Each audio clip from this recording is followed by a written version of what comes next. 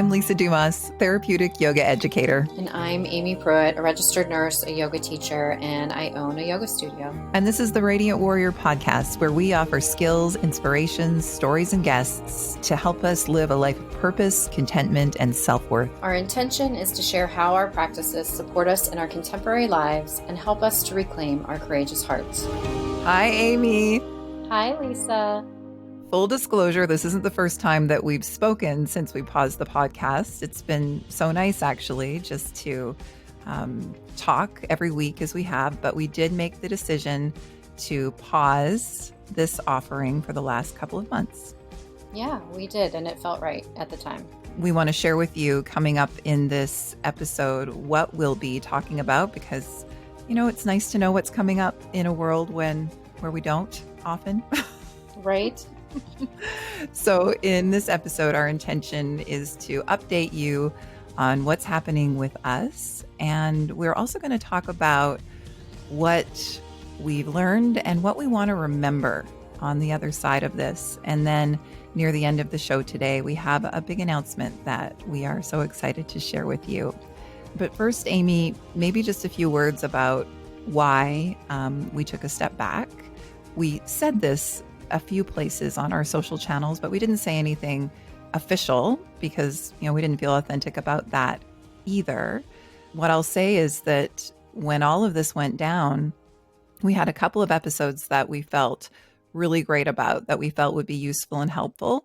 But honestly, just to speak for myself first, like I was processing and I felt that I could be most useful in the work that I do because like the past decade and a bit have been completely devoted to my practice, to formal education, to working with others around anxiety. And I thought, okay, that's what I need to focus on. I think that's where I can be helpful. And I didn't know how to be helpful, you know, just sort of adding to how everybody else was sort of processing out loud. Like I really felt like I needed to process quietly. Yeah, I agree. When I look back at mid-March and looking forward from March, it felt so uncertain and not really knowing what to say and Mhm. how to hold space and not having that direct feedback from whoever we were speaking to also was difficult. You know, Mhm. when we podcast, we send it out into the world and we don't always get that immediate feedback. And we speak to people that are all over the world and they're in very different circumstances. So it Mhm. felt to me like maybe what was happening for me that day may be very irrelevant for others or superficial even to what somebody else might be going through. Mhm. Yeah. And to be able to just focus on, you know, the work that we were doing in the world in other ways, then people have a choice. You know, okay, that's something that would be of service to me. So I will join you for that online offering. Yeah, I agree. I agree. And it also feels good to be back. And it's been such a pleasure and honor to meet some of our listeners because you and I have spent some of this time teaching together online. Mhm. And it's been such a gift to say, oh, to see people in person that have been listening. When we say in person, we still mean It's virtually. the new in person. The new in person in the Zoom room. Yes, I don't want people to think that we've been gathering, No. but yes, in the Zoom room, I didn't know what that would be like, and I was really resistant to it. But being live on Zoom on these online offerings that we've had together and apart even, it has been so heartwarming to see people's faces and to be able Mhm. to talk to them and to know that they're okay or to see them in their homes or to see their pets or their kids and I know people talk about like Zoom fatigue and how they're so sick of being online, but for me, getting over that resistance and then doing it really helped me so much to even have that amount of connection to be able to see people and talk to them in real time. I say that to the students that are coming to my online classes. I get a lot of feedback and thank yous for doing that, but the truth is the real thank you is to them because it has offered me so much in the way of connection and also in purpose. Just knowing that I'm showing up in that way a few times a week, it's been really helpful. And for me, the studio that I was offering the public classes at, it didn't just close momentarily. It shut its doors forever, and I I couldn't imagine not gathering with those people in some way. And I agree. I didn't know how it would go, but it has been so heartwarming and so nourishing. It's a huge part of my day when we are coming together, and we've created true community. And Hmm. I'm the same. Seeing people's faces after I teach, we all just sort of gaze at one another. Nobody turns off immediately. We all just look at each other's faces for a while and smile, and I've been loving it. Yeah, it has been great. This time is really illustrating to me one of the big teachings of yoga, which is we can hold more than one emotion at the same time. You Mm. can think of it almost as this circular thinking.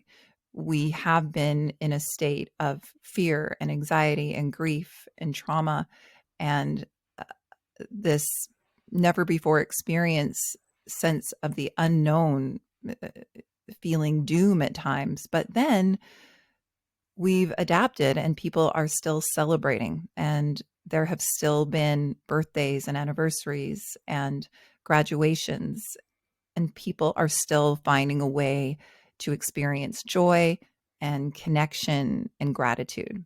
And this is what I've been very present to, that it's all part of the experience. And we can be so hard on ourselves and decide that, the positive feelings are so much better than the negative feelings, but it's all there. And if you think about a circle and you think about fear being on one side and sort of trust and love being on the other, it is all connected. And I thought about that a lot, when people would say, "How are you?" It really was different hour to hour if I was checking in and being honest with myself. Yeah, that question became very different, didn't it, after March? And because people really wanted to know the answer, having to pause and, like you said, check in with yourself. How am I right now? Because that could change on a dime. I noticed that for me, a big part of it was just realizing, and I think a lot of us felt the same way, how little we're in control of. We've known that on some level. And I've taught that over the years because that has been a huge part of my own personal healing from the journey with disordered anxiety. But this has been like this huge teaching of how little we can control things. And I've really noticed in my personality how much planning has been a way that I've kept myself distracted. I've kept myself really busy. It's almost been an addiction to planning things.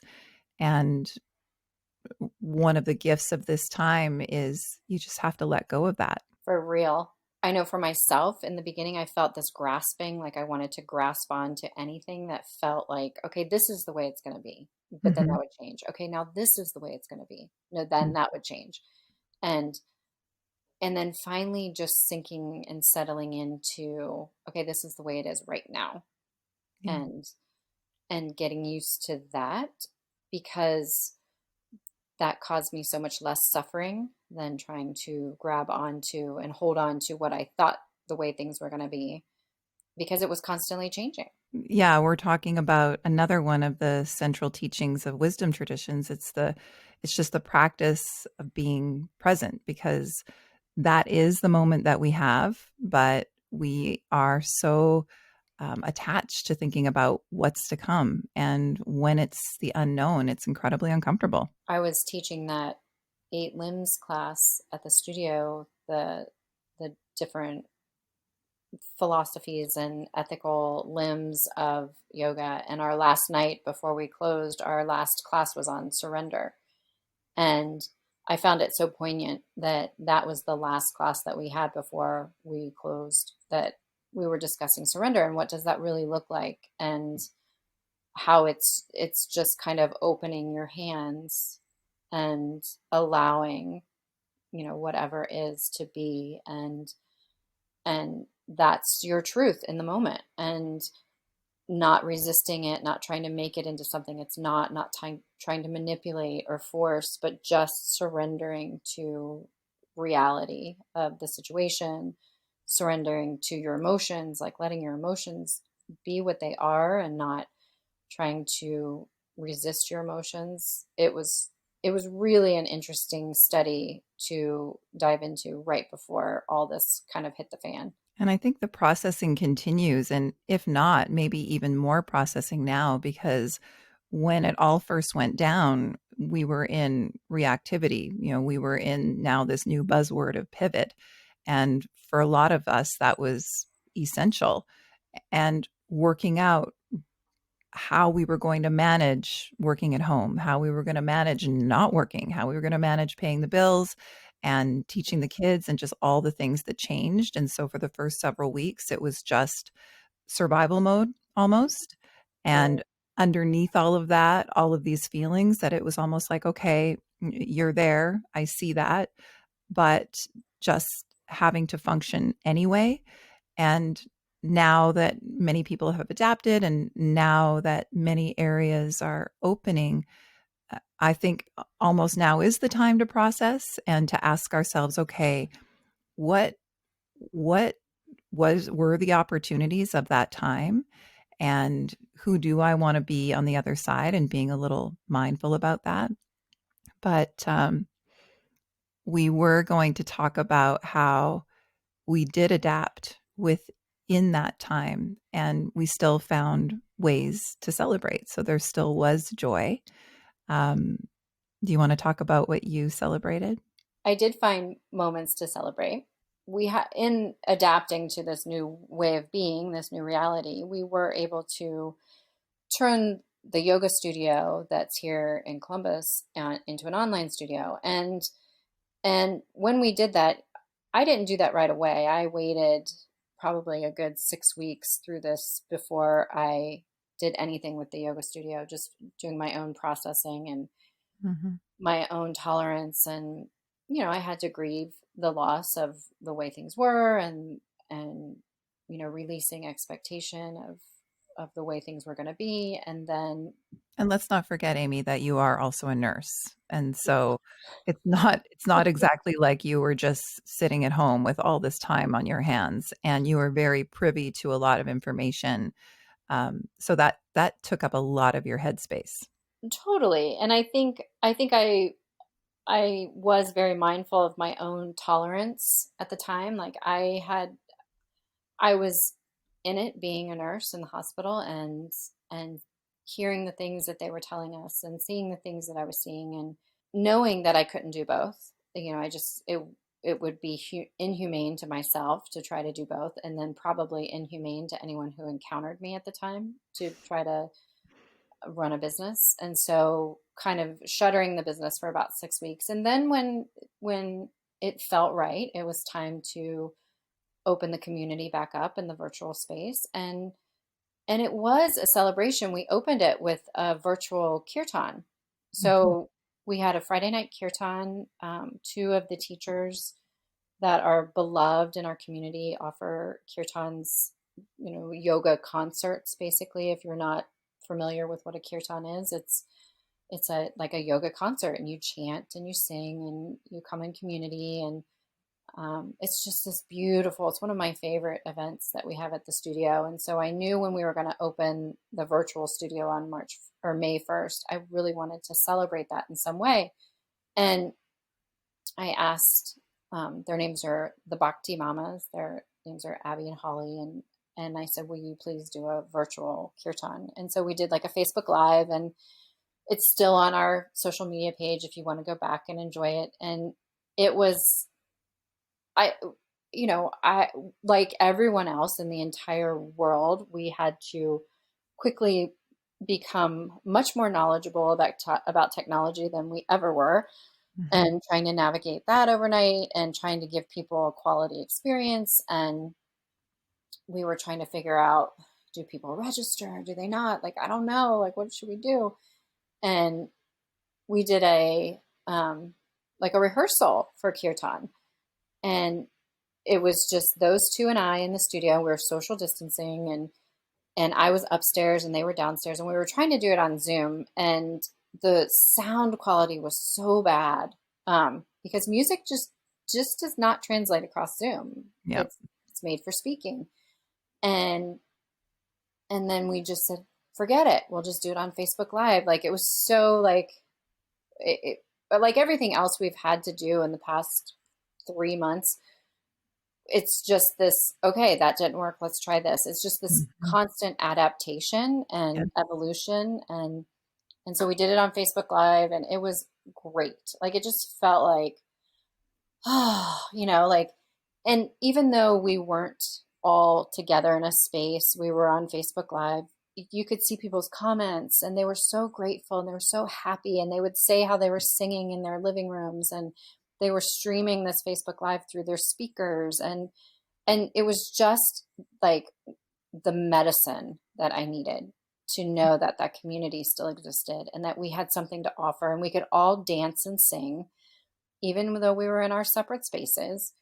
And it was just the most amazing, beautiful thing. And so that was a celebration of opening back up the studio in the virtual space. And we are going to celebrate again because June 1st is the 1 year anniversary of the yoga studio. Oh, and let's mention that your yoga studio is called Radiant Yoga and Wellness. And if anybody wanted to stream that opening kirtan, it's Radiant Yoga and Wellness on your social channels. Yeah. And I also want to mention that the name of that duo, the Bhakti Mamas, if Mhm. anybody is interested, Bhakti Yoga is actually the yoga of devotion and is very about chanting and kirtan, which is really Mhm. these beautiful musical chants.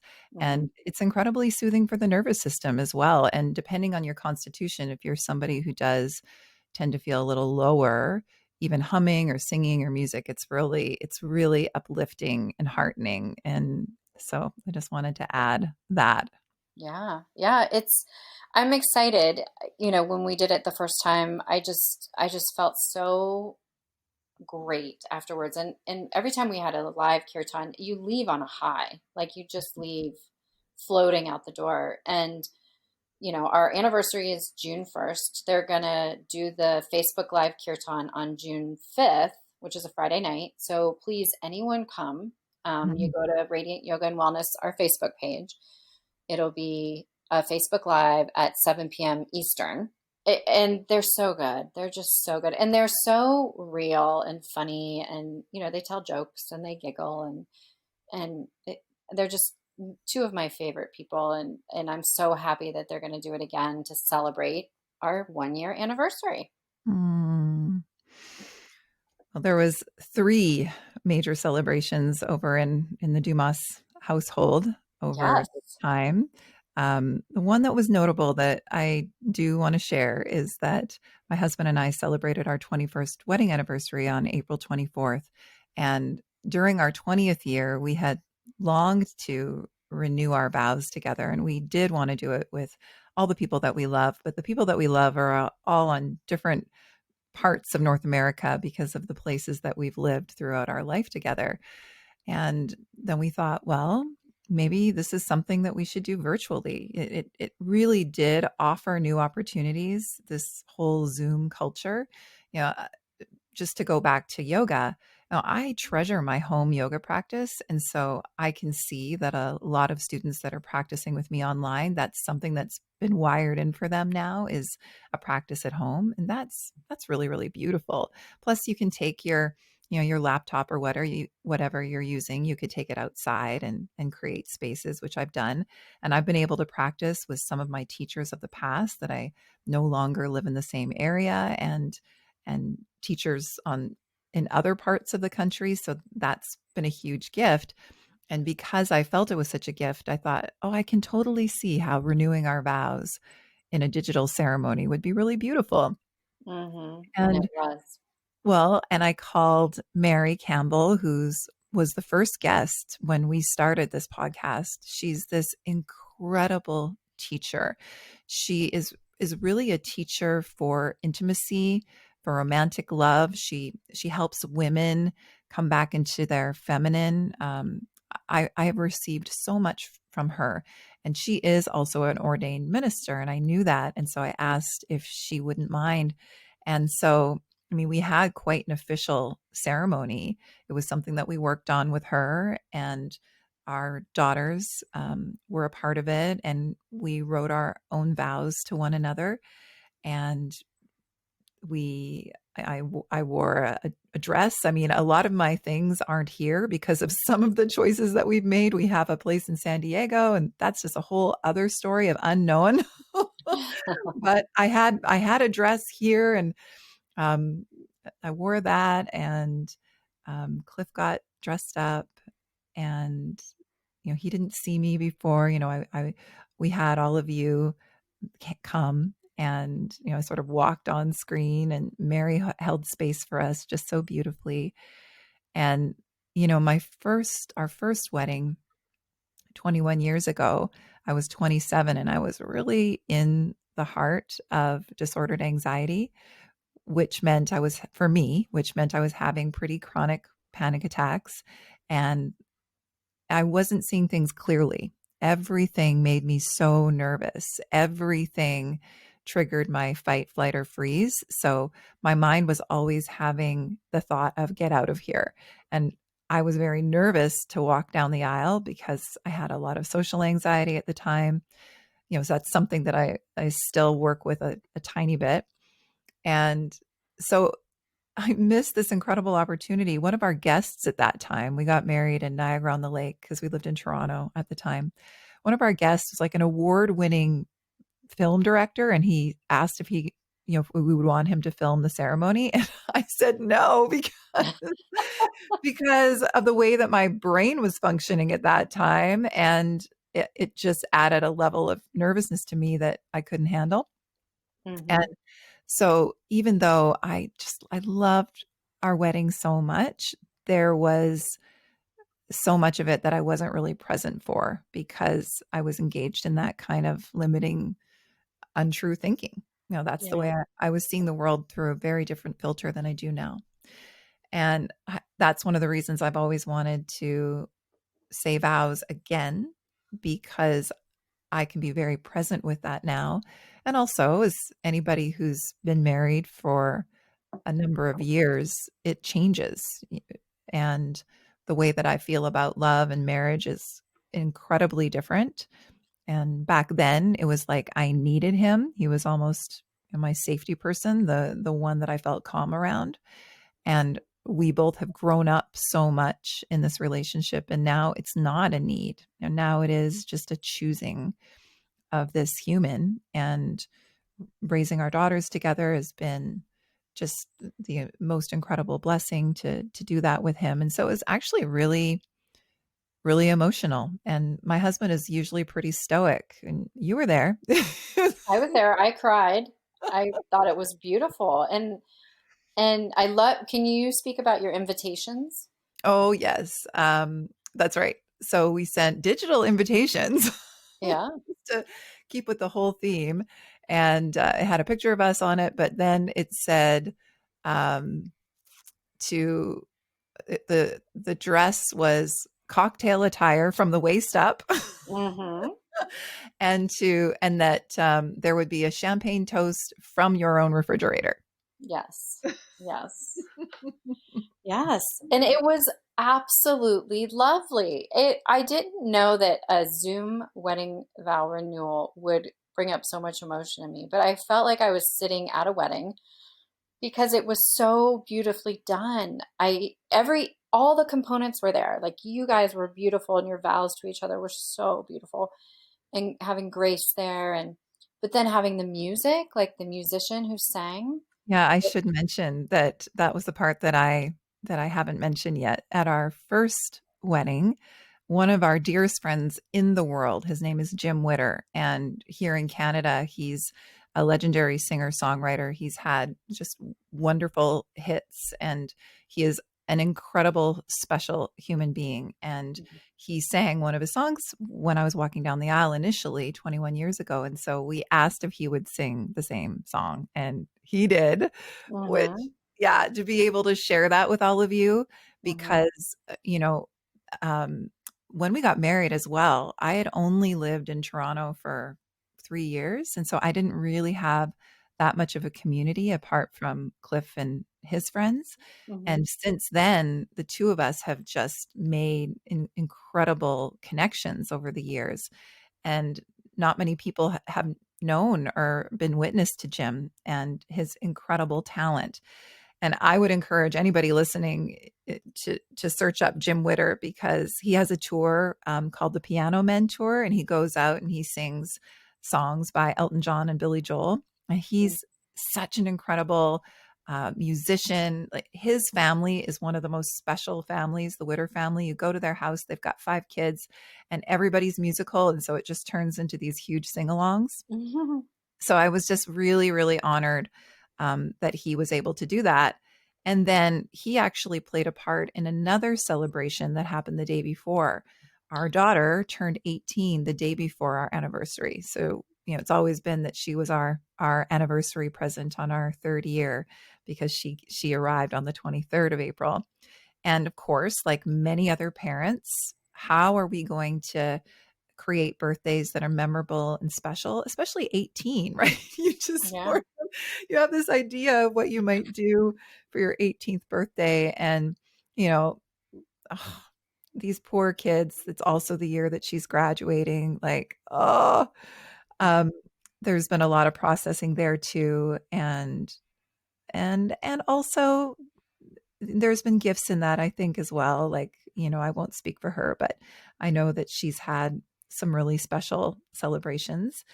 But for her 18th birthday, um, my husband made a birthday video for her. And, of course, we had people send us videos wishing her a happy birthday. And then in his video, he sang her a song from a musical of the Anna Green Gables, because he always thinks of her that way. And she's just so into musical theater.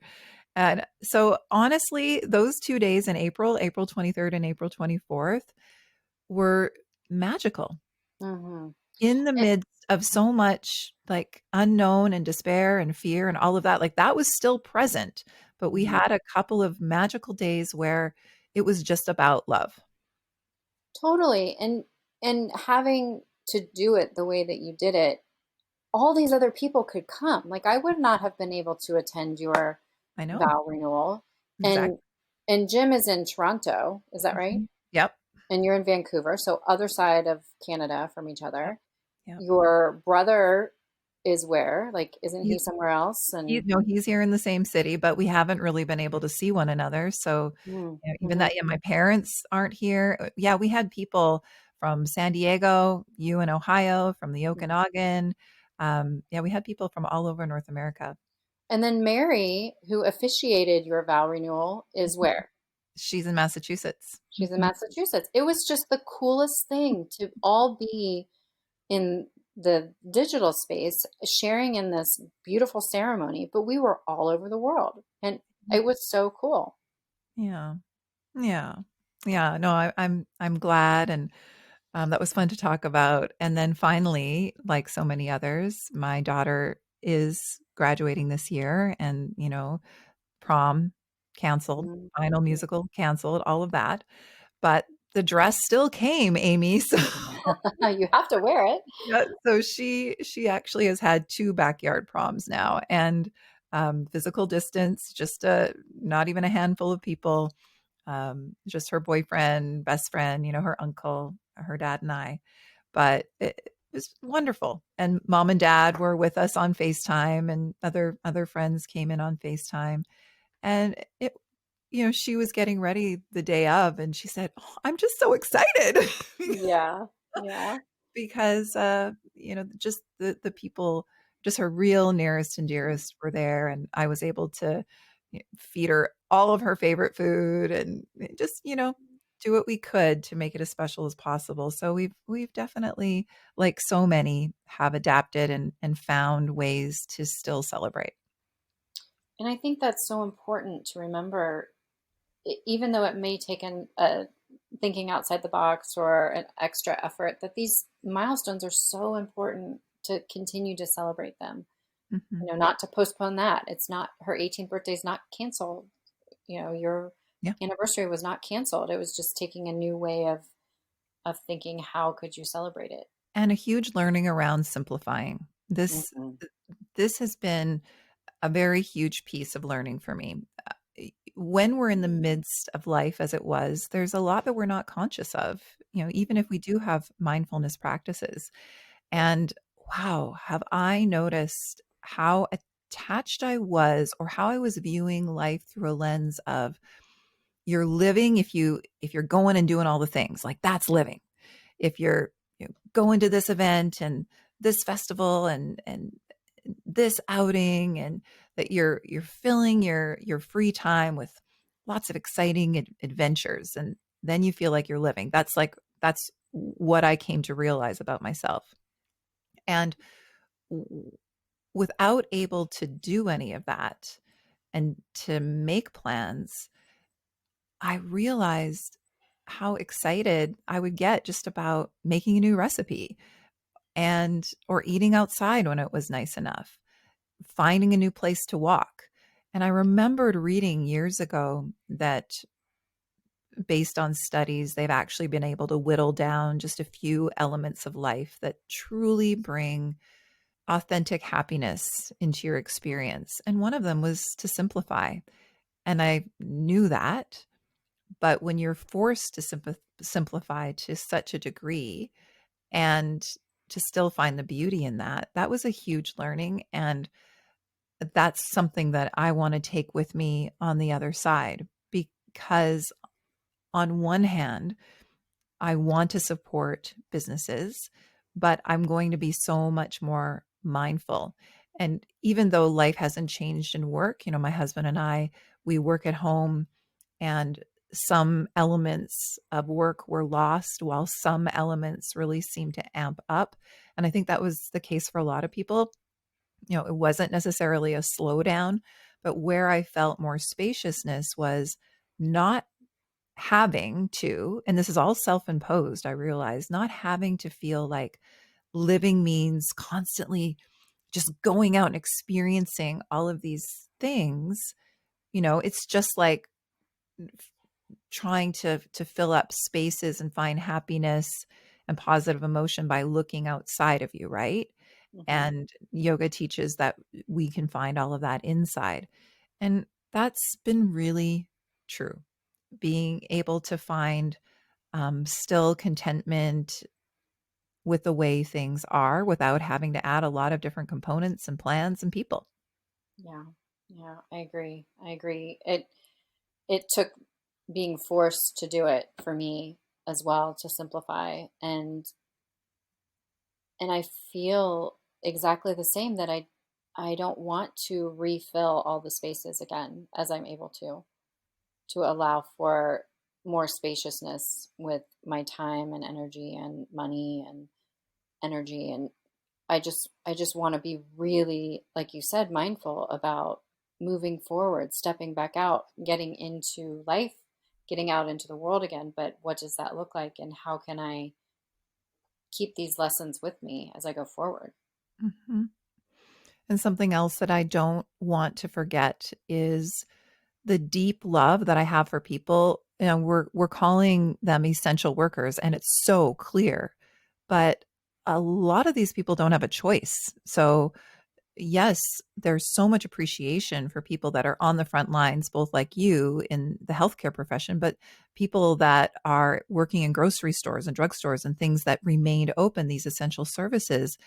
These people are on the front lines. And I mean, what kind of world are we living in that these people are not making so much money? This is a huge service. And I it's such a privilege to have not had to go and work and and put yourself at risk. And I can't even speak of the gratitude and appreciation that I have for the people that are still working in grocery stores and drugstores.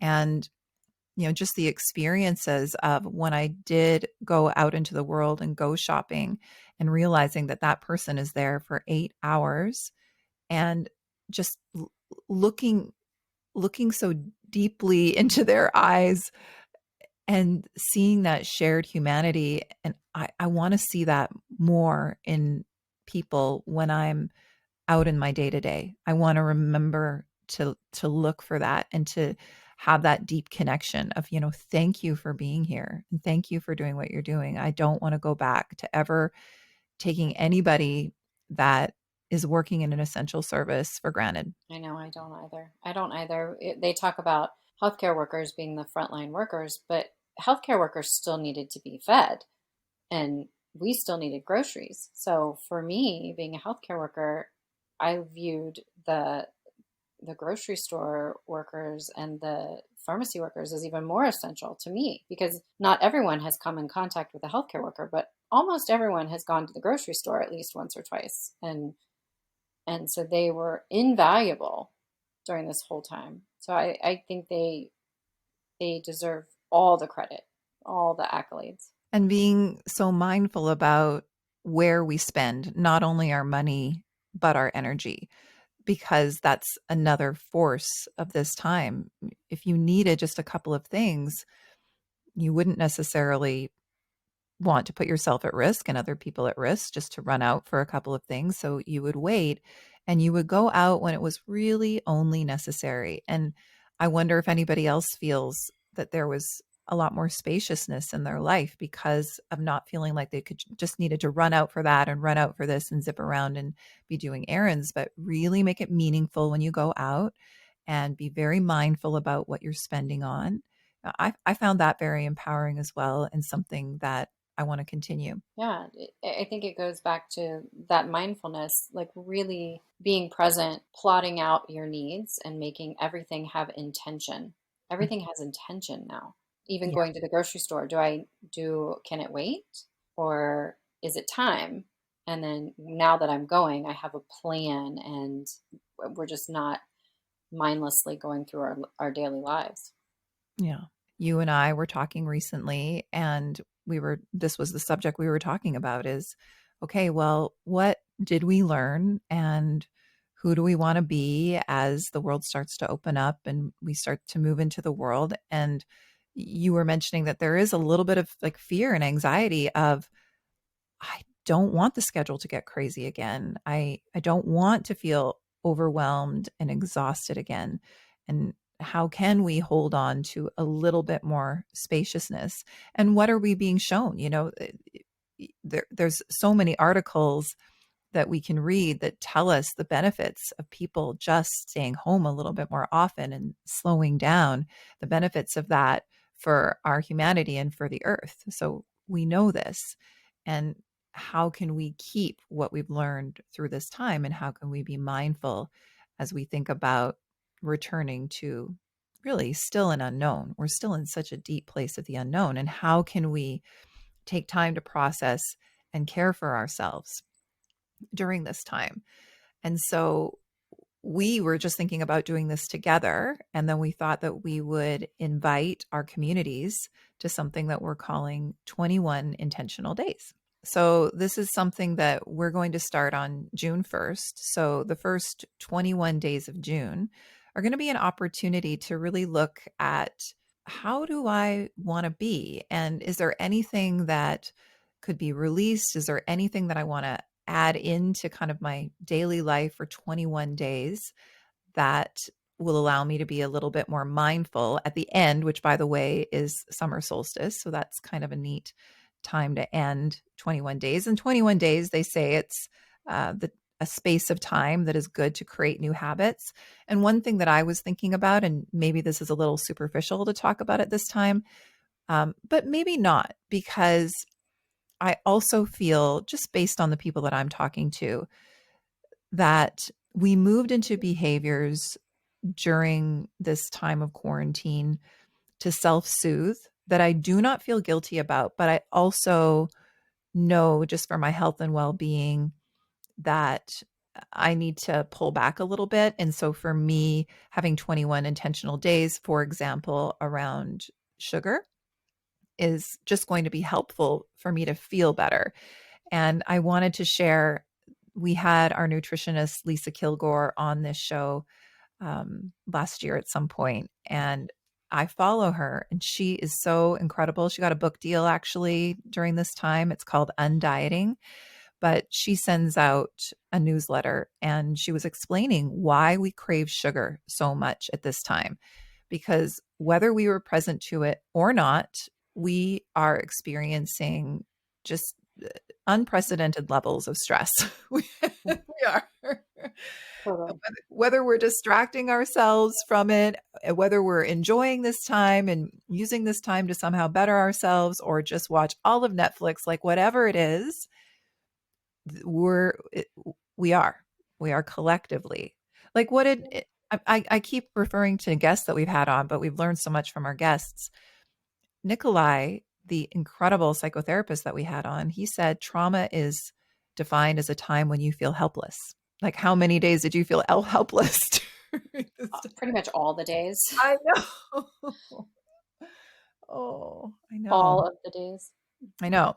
So, anyway, Lisa was talking about this is why you crave sugar, because when we're experiencing stress, we're looking for the quick hit of just feeling better. And we know that that's what sugar gives us. It increases the feel good chemicals in our body. But, unfortunately, if it's like refined sugar, then we're going to have a huge crash. But what I love about following her is that she's all about, yes, eat the sweet things. We need some sweetness right now. And here's a way that you can do it and not feel like awful about yourself. So I've definitely been making some of her recipes. And I was thinking that as we move through these 21 days, I would ask her if, I can share some of her recipes on our social channel for the people that are joining us for our 21 days. If anybody is relating with me and kind of wants to, even out the sugar consumption, because over time, it's all about making Kobe Kozlowski. Okay, I'm going to mention another guest that we've had. She spoke about crimes against wisdom. And while I don't like making anything bad or good, it's like, yes, I know I'm going to feel better if I go to bed before 11. And I know I'm going to feel better um, if I just leave that cookie alone for right now. Well, crimes against wisdom, that's an Ayurvedic teaching. And and like you, crime sounds like a strong word, but when you are participating in crimes against wisdom, you kind of know it, Yes. like that I, you know, using the word should or shouldn't, when you're participating in crimes against wisdom, there's a little voice in your head that's like, oh, I shouldn't be doing that. Like, this isn't good for me. Like, I'm going to regret this. And it could be anything. It could be sugar. It could be alcohol. It could be staying up too late. It could be overscheduling. It could be any of the distracting things that we do. But we kind of know it when we're doing it. Yeah. And we know what makes our body feel good. We know when we get enough sleep. We know when we eat in a certain way. We know when we don't participate in habits that or overindulge in things, how we feel in a good way when we do those. But we still do the things, right? Like, we're still human, and like you said, we're reaching for the quick fix, and because we want to ease our suffering in that moment, Yeah. and in whatever way that is. And I've always loved that term, though, crimes against wisdom, because for me, it makes so much sense, because deep down somewhere when you're kind of doing it. Yeah.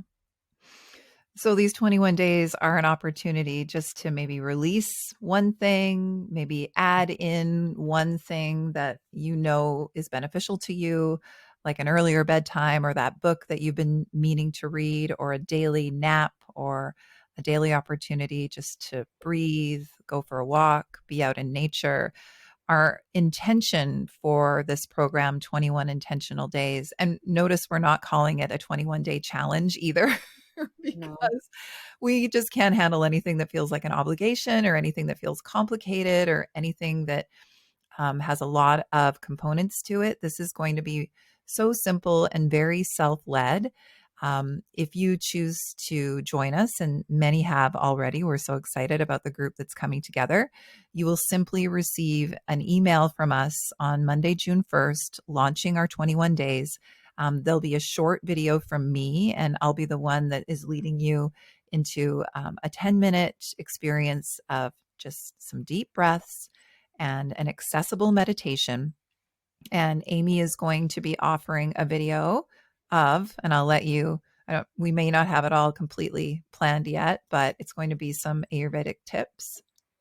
Yeah, and I think it goes back to, what you said with the crimes against wisdom. Ayurveda is really rooted in using your connection to what's already there, using, your body's connection to nature, using your inherent health, your body's wisdom of, that's your birthright. Health is your birthright. And we lose that because we get in the way. And so Ayurveda is very much into simple practices that you can do every day.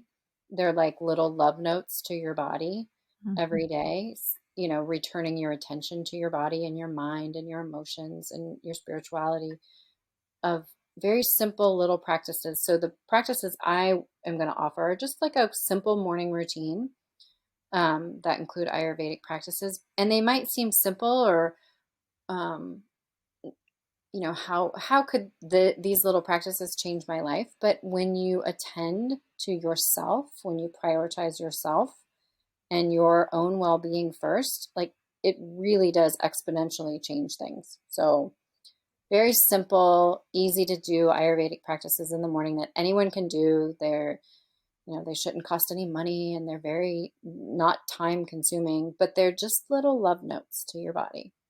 And it's, I think, such a essential time for some of that because not only are maybe we feeling like we finally need to process some of what went down because we just didn't have time because we were reacting and dealing, but also I feel like we're in repair mode a little bit, you know, Mhm. that we Yeah. have experienced a lot of stress. And we know from the work that we've done that we need to get into our relaxation part of the nervous system just a little bit more now. Our body always wants to come back to homeostasis. And so these 21 days are an opportunity to just intentionally offer ourselves times and space and techniques to help us along.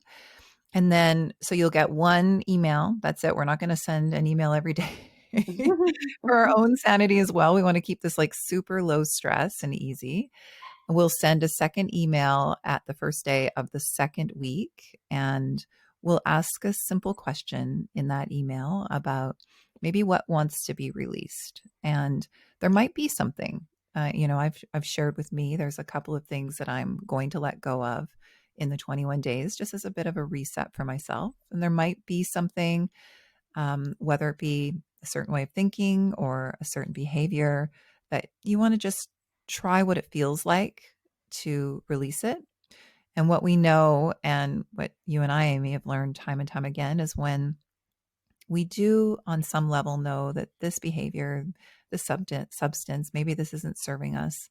When we do finally let it go, it's not easy. We are faced with what's been there waiting to be seen or spoken or healed or dealt with. And we often find that new space is created for the unknown, but for what wants to be received. I'm really excited about this 21 intentional days, because for myself, and everyone will be unique in how they process these 21 days, but I'm thinking for myself, like, big. Like, how can I use 21 days to really change my life on a deep level? And for me, really thinking about putting my priorities first, putting myself first. We talk a lot about getting lost in our relationships with our loved ones or our children or our parents or our work or our daily routine. And I'm really excited to kind of use this process to, how do I want my life to look like on a really deep level moving forward? Mhm. Mhm. And the simple things that we can do that I think make those big changes, like something else that I'm going to be focusing on is before March, I had a pretty committed morning routine, which I still do, but there is a component that's been added in, and that has been reaching for my phone first thing because for a long time, you woke up in the morning and the world changed. And Mhm. so picking up the phone was like you're picking up a lifeline in one respect. It's your communication, but on the other hand, how can you not look when hourly you know, there's something happening that is affecting people around the world that is uniting us? And I've found that now it's continued to be a habit, and I do really appreciate social media channels for feeling connected with what people are doing. And especially now as things are opening up, it can be harmful for my mental health around um, as much as we talk about it is a crime against wisdom to compare ourselves to others. That's just kind of how we're wired. It served us once upon a time. We learn from each other and we get inspired by each other too, which I also love about seeing what others are doing. But sometimes it does take me away from just how I authentically want to move in the world. Mhm. Mhm. So that's going to be something I want to let go of, is not having the phone in the bedroom. Just getting a old-fashioned alarm clock. And then you'll get a third email where it'll be another inquiry there, because sometimes when we intend to move through an opportunity like this, where we really are giving ourselves 21 days to build new habits, we have a lot of learnings. We can have a lot of understandings about ourselves, and so we'll help you along with just some inquiry in that third email, and then we'll close 21 days with a celebratory class, and that will be right at the summer solstice. And we'll all meet in a digital Zoom room. And I have found that when everybody is as present as they can be, you know, there is a sacred feeling online too, and you and I will just offer some beautiful breath and movement and therapeutic yoga and Ayurveda and just come together. Those classes have been so much fun to do together while we've been quarantining. Yeah, and we'll have another one coming up, even in the midst of 21 days. So if you haven't had a chance to practice with Aimee and I together, and if you're not following the Radiant Warrior on social media, please do. And we also have a private Facebook group that's going to be involved in our 21-day challenge. And some of you have already joined it because we have a private Facebook group just to go along with this podcast. You can choose to follow along with us. That's where we'll kind of pop in and talk about our progress and offer tips. Or you can formally join us for our 21 intentional days. You can find the link to join on the Radiant Warrior podcast Instagram page and in a post on Facebook as well. Well, it's been so nice talking to you in this way again, Aimee. And it's been also so nice just talking to you on walks on the phone. And we've definitely stayed in contact. And a lot of what's to come is unknown. And we're still doing that human thing of planning as much as we can. Yeah. That actually, I do want to just offer one thing around that, because one of the gifts also of this time is I decided to work privately with my teacher, my yoga therapy teacher, and he offered something to me that I want to offer to our listeners here before we sign off. His name is Brant Pasalakwa, and we've had him on the podcast as well. He was speaking that really the best that we can do is kind of shore up our present moment. So, as best as we can, create our present moment to be as we would like it. And when it comes to plans for the future, like, we're mostly guessing. Hmm. Yes, they can be informed guesses, but we mostly are. Right. And like you talked about surrender, can we surrender to that truth and then just come back? Just right here, right now. How do we want to feel now? What do we want to think about now? What's here for us to see, and connect with? You know, he also said recently, something else that stuck with me is that it hurts us to be outside of our bodies. And right now, our bodies are communicating with us, and our bodies, like for some of you, maybe you've noticed a lot more tension and soreness in your body. And it can just be a healing experience to just be with that and feel that and take some time to be out of the head and planning and be in your body too. I just agree with what he says. And I think it's so easy to get into those patterns of being in our heads and leaving our bodies and leaving our hearts.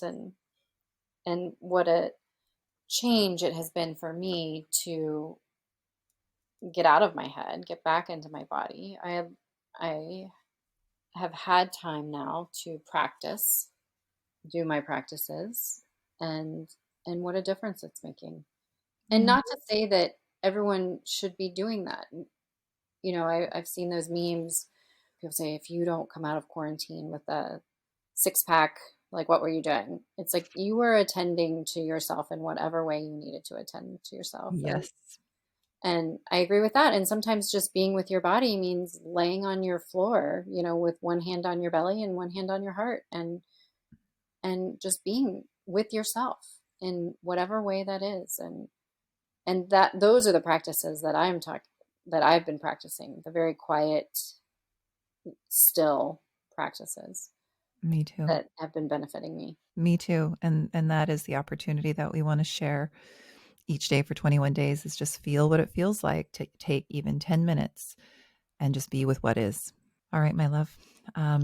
Hopefully, we will join with many of you beginning on June 1st. And we're giving ourselves the permission to come together and talk in this way and share in this way and have amazing guests on when it feels really right and when it doesn't feel overwhelming for us and when we feel like we have the space. Yes. So coming soon, but who knows when.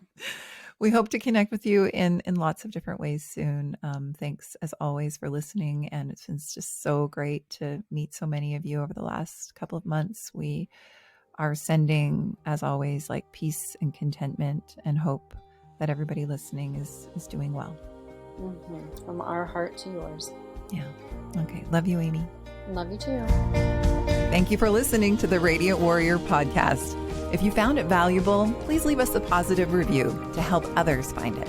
And please check out the Radiant Warrior podcast on Instagram and Facebook to leave us your questions and find out where you can come and practice with us next.